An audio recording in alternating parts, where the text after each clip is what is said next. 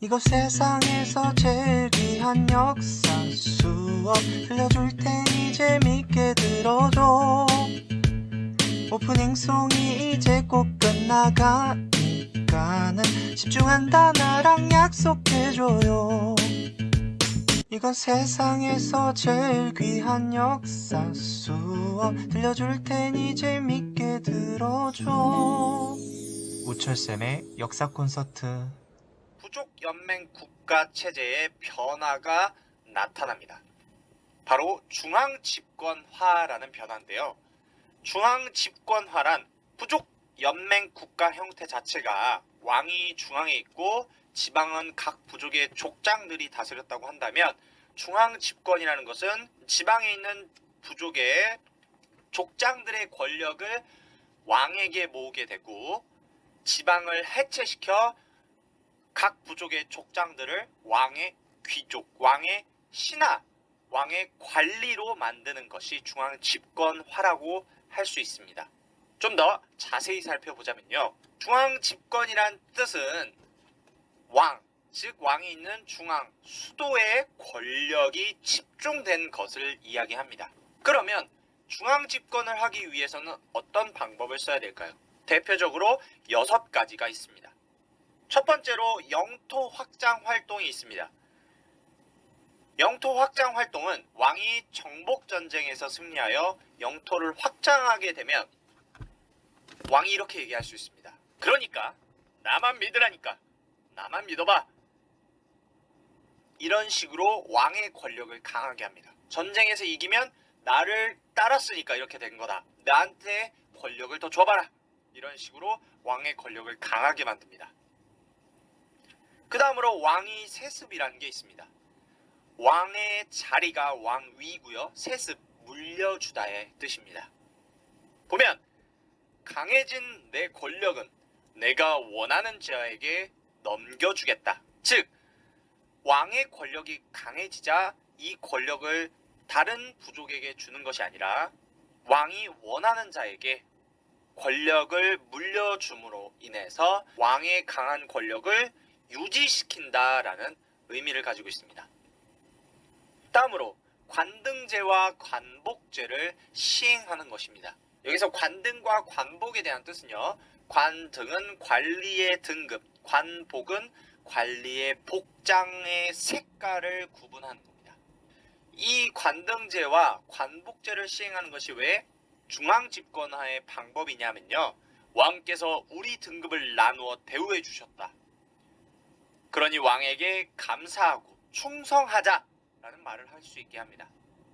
즉 관리들, 신하들한테 등급을 부여하고 색깔로서 구분을 지어서 대우를 해주는 거야.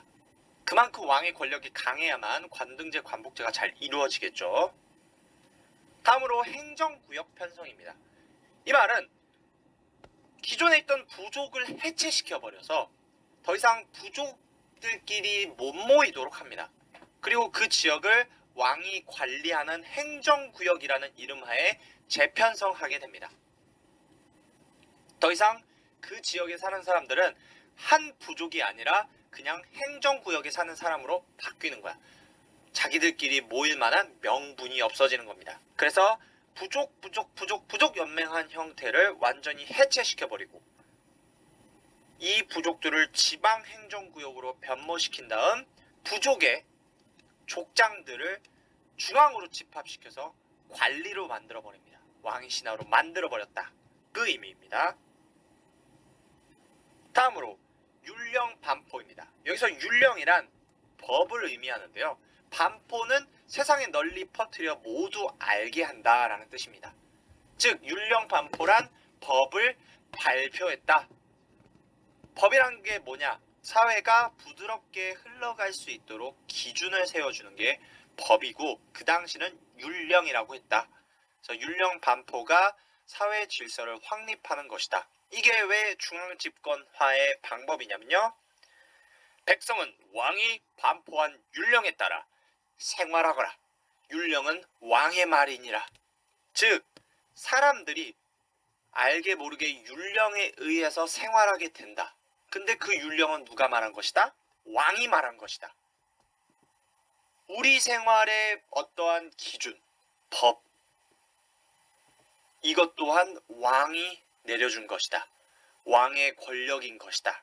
사람들로 하여금 왕의 말이 곧 법이다 라는 것을 인식하게 할 수 있도록 하는 겁니다. 다음으로 불교 수용입니다.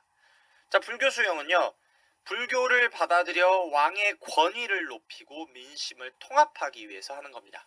이게 왜 중앙 집권화와 연관이 있냐면, 왕족은 불교의 신에게 선택받았다. 그러니 왕의 힘은 신께서 주신 것이다. 이 신의 힘으로 백성을 보호하겠노라.